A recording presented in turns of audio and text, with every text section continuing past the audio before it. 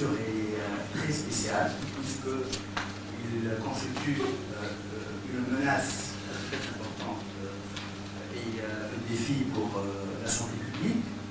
Vous savez, on passe le tiers de notre vie à dormir, et c'est un processus physiologique, biologique et chimique.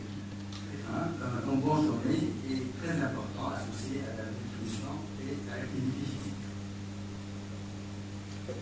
La pathologie du sommeil est très fréquente et il y en a plusieurs types de pathologies. Vous savez, les insomnies, 39% des personnes déclarent une fois au moins avoir ce genre de pathologie. Les insomnies, il peut sortir de la chambre et faire des choses pendant le sommeil. Les troubles du rythme circadien, au total, 15 à 20% de la population souffrent de somnolence. En Europe, 20% des accidents graves sont suite à un endormissement revenant. Les apnées du sommeil représentent quand même 60% de la consultation d'un centre laboratoire de sommeil. Donc c'est la pathologie la plus fréquente. Le syndrome d'apnée de sommeil, on va parler un peu historique. C'est connu depuis l'Antiquité et on doit à Charles Dickens, c'est un grand romancier britannique, qui a écrit un bouquin posthume, Papers of Pickwick Club. Donc il a bien décrit un jeune homme, un domestique, qui est étonnamment gras, rougeau, goinfre, mais surtout atteint d'une somnolence invincible, incontrôlable à tout moment, même en parlant. Il s'assoupit, il se met à monter tout doucement, montant sur la poitrine. Et c'est pour cette raison que Orwell, en 1956, aux États-Unis, a donné à ce syndrome le nom de Pickwick. Et c'est en 1965 que Gasco il a décrit les épisodes hypniques et respiratoires de ce syndrome. En 1974, on a bien identifié le syndrome d'obésité et d'hypomodulation. Et en 1967, sous l'impulsion de Guy Minot, à Stanford, cet homme français qui a fait ses débuts à la Pitié Salpêtrière, et après il est parti aux États-Unis, il est devenu le numéro 1 mondial dans le sommeil. Il était rédacteur en chef de Sleep pendant plus de 30 ans. Et c'est lui qui a développé le syndrome du sommeil, le syndrome d'augmentation des responsables extérieurs. C'est lui qui a mis la définition. Et c'est lui qui a appris comme limite, la limite de 5 apnées hypopnées par heure de sommeil. C'est lui qui a appris les 10 secondes pour définir l'apnée. Donc, les troubles respiratoires du sommeil,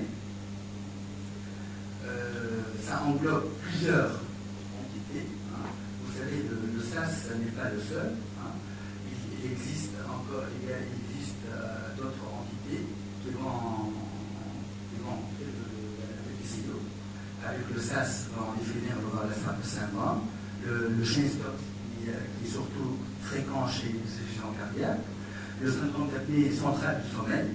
Et des hypoventilations, qui est plutôt l'apanage des obèses.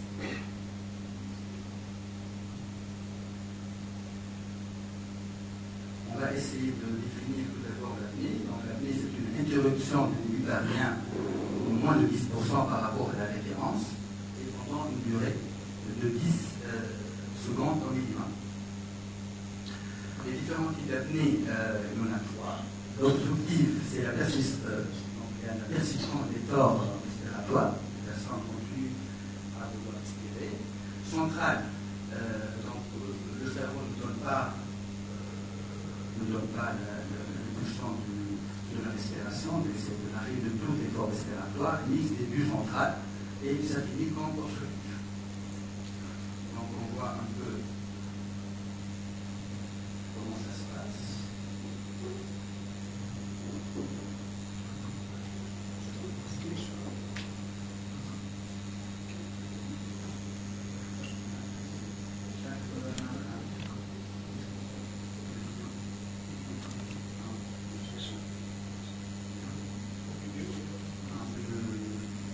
normal, il a un index moins de 5.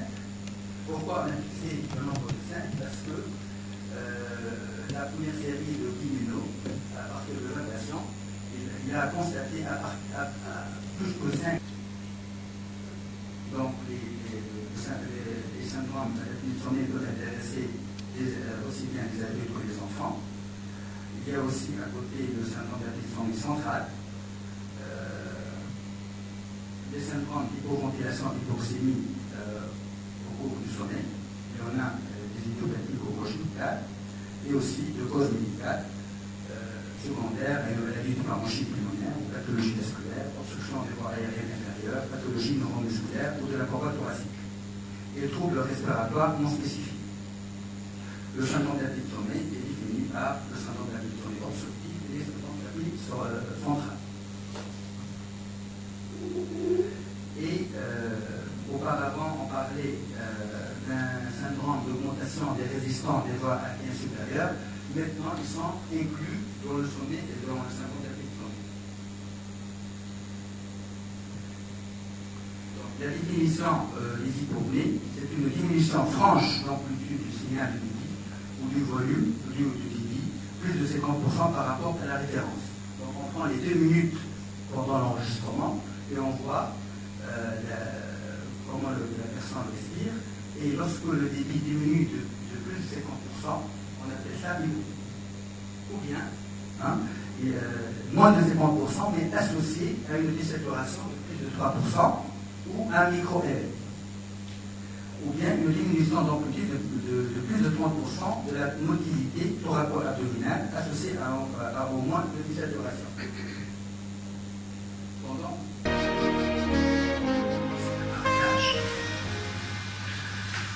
la stratégie diagnostique. Donc, dans le patient, on est presque sûr de présence de syndrome d'apnée de sommeil. Là, ce n'est pas la peine de faire la polysomnographie, il suffit de faire une polygraphie qui va confirmer le SAS, et sur les données de la polygraphie, on peut prendre la décision thérapeutique. Et si il n'y a pas de SAS, on peut avoir recours à une polysomnographie pour rechercher des autres diagnostics, pour voir s'il y a des mouvements périodiques des jambes, s'il y a des signes en faveur d'une narcolepsie. Lorsque les personnes présentent un renflement qui est plus ou moins, avec une somnolence, on estime une probabilité qui est moyenne, il vaut mieux faire la polysomnographie, parce qu'elle est beaucoup plus précise. Et lorsque il s'agit d'un renfleur simple, on peut faire la polygraphie ventilatoire, et selon les résultats, on va recourir à la polysomnographie ou non. On ne sait pas trop comment on place l'oxymétrie nocturne. En Angleterre, si on fait l'oxymétrie nocturne qui sont atypiques, ça suffit pour les caisses maladies pour rembourser le malade et pour payer sa CEPAP. Malheureusement, en Tunisie ou en France, il faut exiger au moins une polygraphie ventilatoire.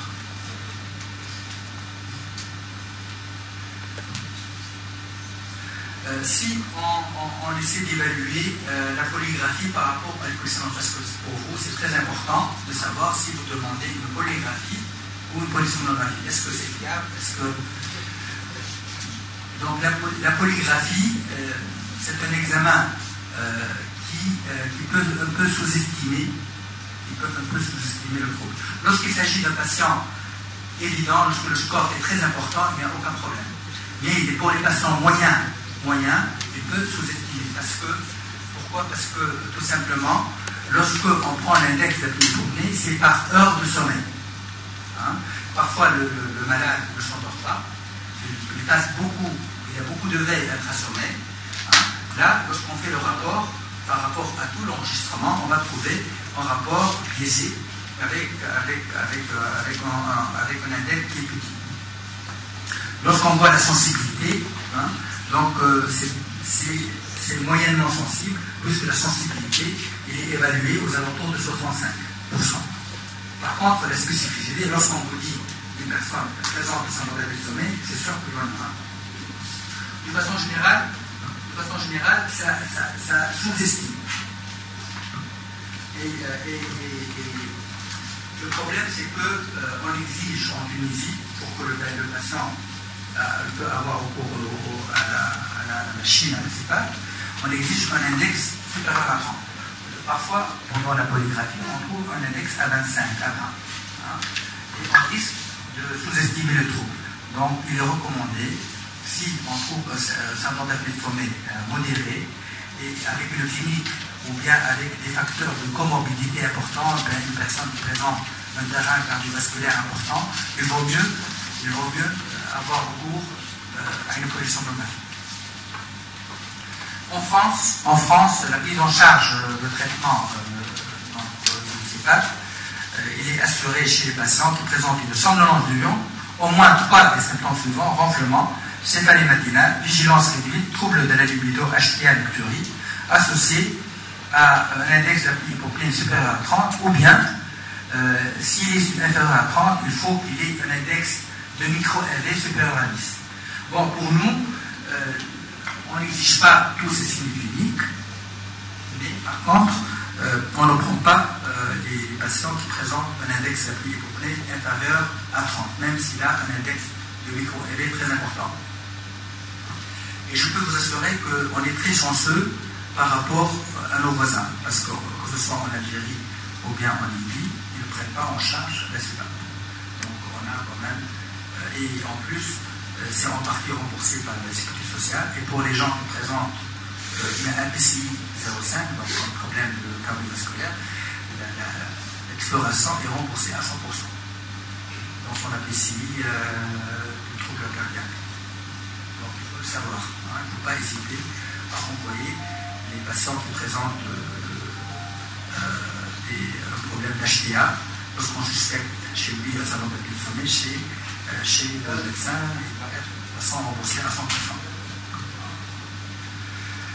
Une autre attitude en France, hein, on peut faire la polygraphie pour tous les patients. Lorsque la polygraphie est négative, on peut avoir recours à la polysomnographie pour expliquer le trouble. Donc on voit un peu le résumé d'une polygraphie, on voit des désaturations très importantes, hein, donc c'est une situation très grave. Hein, on voit un peu les hypopnées, le ronflement qui est très très fort, et on voit donc, le patient en principe il s'est endormi